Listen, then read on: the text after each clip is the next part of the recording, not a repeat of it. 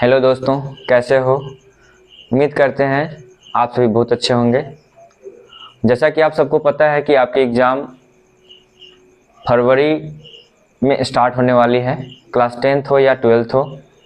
पहले तो class 12th की एग्ज़ाम होगी, उसके तुरंत बाद क्लास 10th की एग्ज़ाम स्टार्ट हो जाएगी।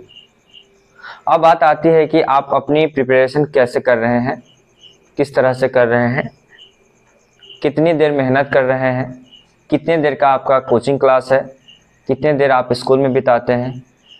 इन्हीं सब मुद्दों पर आज हम बात करेंगे और कोशिश करते हैं कि आप सबको हम अपने तरफ से कुछ ऐसा गाइड करें कि आप उससे भी बेहतर जो आप तैयारी फ़िलहाल कर रहे हैं उसमें और भी बेहतर निखार लाने के लिए आपको क्या क्या करनी चाहिए। आइए शुरू करते हैं। जैसा कि आपको दिख रहा होगा, अच्छे अंक प्राप्त करने के 5 नियम। ये इन 5 नियम में आपका सबसे पहला पॉइंट हमने लिखा हुआ है, ड्रीम टू स्कोर मार्क्स 450+। 450 अंक प्राप्त करेंगे आप कैसे? 450 अंक प्राप्त करने का क्या तरीका है? देखिए, अगर आपका गोल अगर ज़्यादा अच्छा करने का नहीं है तो आप बहुत मेहनत भी नहीं करेंगे। जब तक आप अच्छा नहीं सोचेंगे तो अच्छा करने का कोशिश कैसे करेंगे आप? तो आपको अपना सपना तो बड़ा करना होगा, तभी आप उस सपना को पूरा करने के लिए ताबड़तोड़ मेहनत करेंगे। तो अगर आप 450 का अपना लक्ष्य रखते हैं, 450 या 450 से अधिक पाने का लक्ष्य अगर रखते हैं, तो उसी हिसाब से आप अपना स्ट्रेटजी भी अपना लगाएंगे कि ताकि आप 450 अंक प्राप्त कर सकें। देखिए, 450 अंक लाना कोई बड़ी बात नहीं है। बहुत सारे बच्चों ने लाया है, 489, 490, 92 भी आए हैं, है ना। तो ये 450 अंक प्राप्त करना कोई बड़ी बात नहीं। अगर आप 450 का लक्ष्य रखते हैं तो 450 अंक जरूरी नहीं है एग्जैक्ट आ जाएगा, उसके आसपास तो रहेंगे कम से कम, या फिर उससे अच्छा मार्क्स तो रहेगा। तो ये आपका पहला क्या है, dream to score more marks. आपको सबसे पहले अपना जो एम है, जो गोल है कि हाँ मेरा इतना मार्क्स आना चाहिए, पहले इसको सेट करना चाहिए आपको, ठीक है। उसके बाद 2 नंबर में आता है सिलेबस कमांड। सिलेबस कमांड का मतलब यहाँ ये है कि अब तक आपने जो भी पढ़ा है उसी को 100% एकदम कॉन्फिडेंस के साथ आप ये कह सकें कि जो चैप्टर मैंने पढ़ा है उसको मैं 100% बना सकता हूँ। जैसे मैंने ट्रिगोनोमेट्री पढ़ लिया, मान लो ट्रिगोनोमेट्री से कोई भी सवाल, हाँ कर लोगे, कर लूँगा सर। एपी से कर लूँगा सर। जो भी चैप्टर आप पढ़ चुके हैं उस चैप्टर से आपको कोई भी सवाल अगर पूछा जाए तो आप बनाने में हिचकिचाएंगे नहीं, आप उस सवाल को बनाने में थोड़ी सी भी आनाकानी नहीं करेंगे। इस तरह का सिलेबस कमांड, मतलब इस पर आपका 100% होना चाहिए। जो भी आप चैप्टर पढ़ चुके हैं उस पर 100% आपका कॉन्फिडेंस होना चाहिए। उसके बाद तीसरा आता है रिवीजन। उसके बाद रिवीजन। अभी तक आपने जो पढ़ लिया है उसी को आप रिवाइज करिए। देखिए, चाहे आप ऑनलाइन पढ़ते हैं चाहे ऑफलाइन पढ़ते हैं, उससे कोई मतलब नहीं है। आपने अब तक क्या पढ़ लिया उस पर फोकस करिए। जो पढ़ लिया उसको रिवीजन करते रहिए। और जो हो रहा है, चाहे आप ऑफलाइन में पढ़ते होंगे तो ऑफलाइन क्लास में जब जाते हैं जो पढ़ाई हो रही है उस पर ध्यान देना है, स्कूल में जो हो रही है उस पर ध्यान देना है, लेकिन जो आपने पढ़ लिया है उस पर अधिक से अधिक ध्यान देना है, क्योंकि वो आपका रिवीजन होता रहेगा। रिवीजन करते रहिए। अब बात ये आती है कि आप अपने स्टडी पर अभी ध्यान कितने देर दे रहे हैं, अभी आप कितने देर दे रहे हैं और अब कितना देर देना है, ये आपके ऊपर डिपेंड करता है। देखिए, अभी आप कोचिंग के अलावा, कोचिंग मान लेते हैं 2-3 घंटा आप कोचिंग में समय देते होंगे, 4 से 5 घंटा स्कूल में देते होंगे। उसके अलावा आप कितनी देर पढ़ते हैं? होमवर्क के अलावा कोचिंग में आपका क्या होमवर्क मिलता है, स्कूल में आपका क्या होमवर्क होता है, उस होमवर्क के अलावा आप कितना समय देते हैं, ये आपका जेन्युइन पढ़ाई है। ये आपके तैयारी के लिए, आपके बोर्ड एग्जाम के तैयारी के लिए वही आपका बेनिफिशियल है। बाकी तो आप होमवर्क वो तो डेली का है, होमवर्क कर लेते हैं, स्कूल का हो चाहे कोचिंग का हो। लेकिन आप अपने से सेल्फ स्टडी कितना करते हैं? आपको कम से कम 6 से 7 घंटे पढ़ाई कंटिन्यू करनी पड़ेगी, पढ़ाई जारी करनी होगी। इतना देर समय नहीं देते हैं तो आपकी उतनी अच्छी तैयारी नहीं हो पाएगी। उसके लिए आपको 6 से 7 घंटे की तैयारी करनी ही पड़ेगी। अब देखो ना, 6 से 7 घंटे पढ़ने का मतलब ये थोड़ी ना कि आप बैठ के सीधा एकदम से रट्टा मारते जा रहे हो, ऐसा नहीं करना है। स्मार्ट तरीके से पढ़ना है। स्मार्ट तरीके से पढ़िएगा। 6 से 7 घंटा क्या, आप 5 घंटे ही पढ़िए, लेकिन आप इस तरीके से पढ़िए कि आपको वो आपका जो भी आप पढ़ रहे हैं वो उसका कंसेप्ट आपको बिल्कुल क्लियर हो पाएगा, है ना। अब कोई है कि 5-7 घंटा कंटिन्यू बैठे रह गए, ऐसा नहीं है। कंटिन्यू आप मत बैठो, आधा घंटा 1 घंटा पढ़ लिए, 5 मिनट के लिए टहल लेते हैं। पानी हमेशा आप अपने साथ में जरूर रखिए, हर एक 15 मिनट पर घूंट लगाते रहें, ताकि आपको पढ़ने में मन लगा रहेगा और जो आप पढ़ रहे हैं उसका कंसेप्ट भी आपको क्लियर होता रहेगा, ठीक है ना। तो आपको कम से कम अभी 6 से 7 घंटे, ये 3 जो 4 महीना बचा हुआ है उसमें आप मेहनत करिए, ताकि बेटर मार्क्स आप स्कोर कर पाएंगे।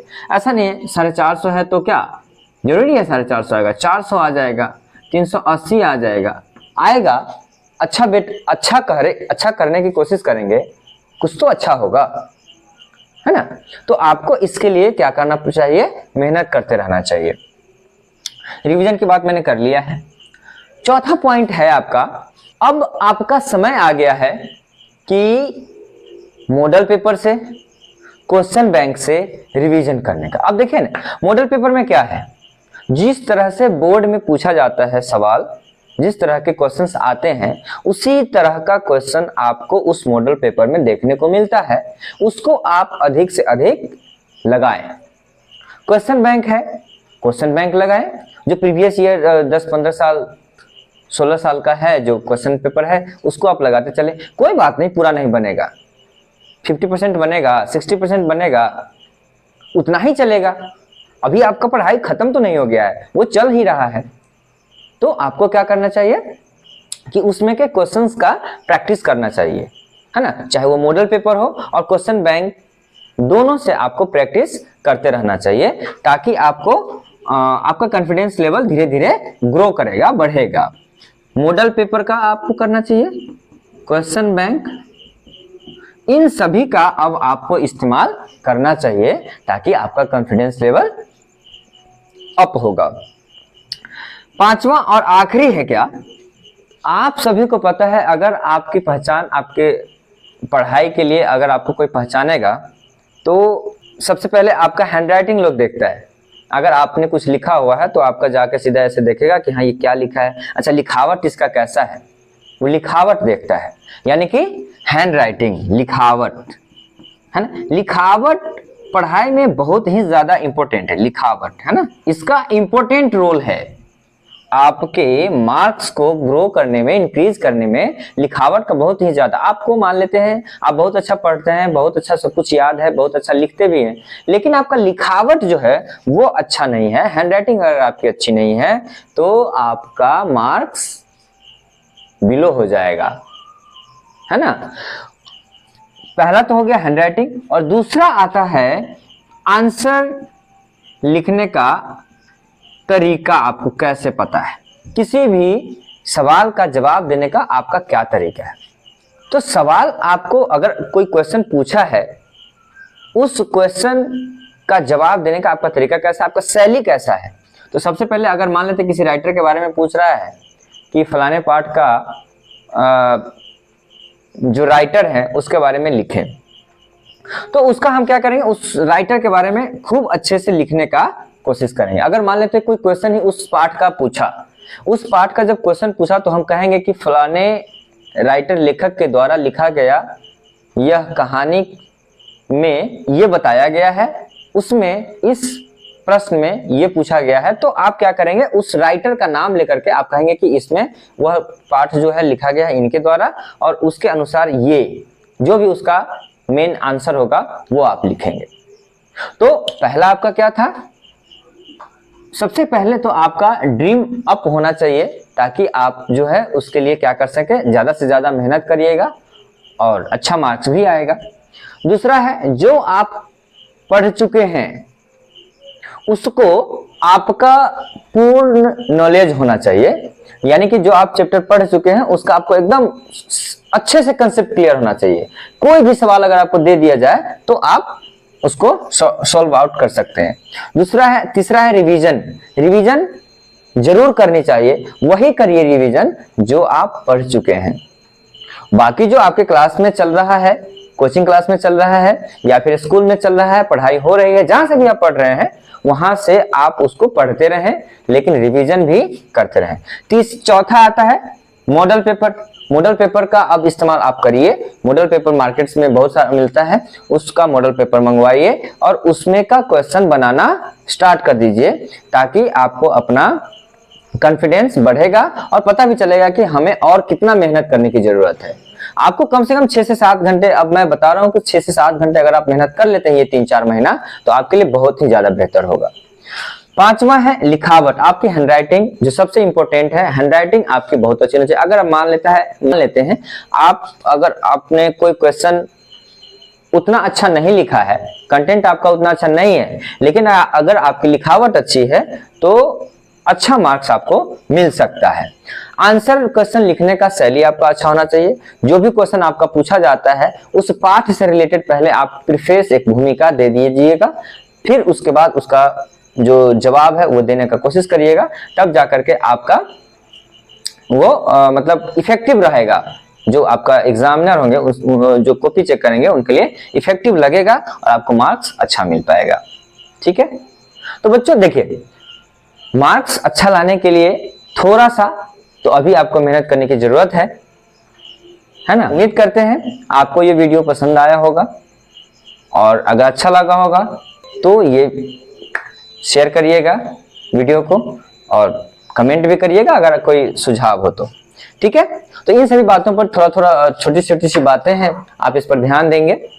आज के लिए बस इतना ही, फिर मिलते हैं अगले वीडियो में, तब तक के लिए जय हिंद।